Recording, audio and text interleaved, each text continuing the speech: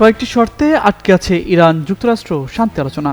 একাধিক কূটনৈতিক তৎপরতাও মিলছে না সুরাহা। দ্বিতীয় দফার শান্তি আলোচনার কথা থাকলেও তা নিয়েও আছে ধোঁয়াশা। সব মিলিয়ে পরিস্থিতি কোন দিকে যাচ্ছে তা নিয়ে উঠছে প্রশ্ন। যদিও বিষয়টি সুরাহা করতে দৌড়ঝাঁপ বেড়েছে মার্কিন প্রেসিডেন্ট ডোনাল্ড ট্রাম্পের, কেননা টানা 2 মাসের যুদ্ধে অর্ধেকে নেমে এসেছে মার্কিন সমরাস্ত্রের ভাণ্ডার। এমন প্রেক্ষাপটে এবার চীনের দ্বারস্থ হচ্ছেন মার্কিন প্রেসিডেন্ট।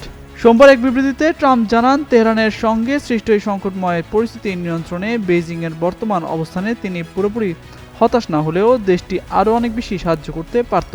লেস অয়েল অ্যাবজর্ব করে আপনার পরিবারকে রাখে হেলদি। ফুড গ্রেড ম্যাটেরিয়ালে তৈরি যমুনা কুকওয়্যার।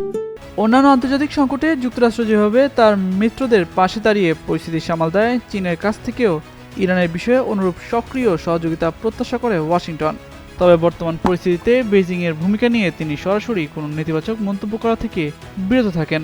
আগামী 14 মে বেইজিংয়ে চীনা প্রেসিডেন্ট শি জিনপিং এর সাথে একটি উচ্চ পর্যায়ের দ্বিপাক্ষিক বৈঠকে বসার কথা রয়েছে ডোনাল্ড ট্রাম্পের। ধারণা করা হচ্ছে ওই বৈঠকে ইরান ইস্যুটি সবচেয়ে বেশি গুরুত্ব পাবে এবং দুই নেতার আলোচনায় মধ্যপ্রাচ্যের অস্থিতিশীলতা নিরসনের উপায়গুলো প্রাধান্য পাবে। ট্রাম্পের এই আহ্বানকে কূটনৈতিকভাবে অত্যন্ত গুরুত্বপূর্ণ মনে করা হচ্ছে, কারণ চীনের সঙ্গে ইরানের গভীর অর্থনৈতিক ও কৌশলগত সম্পর্ক রয়েছে।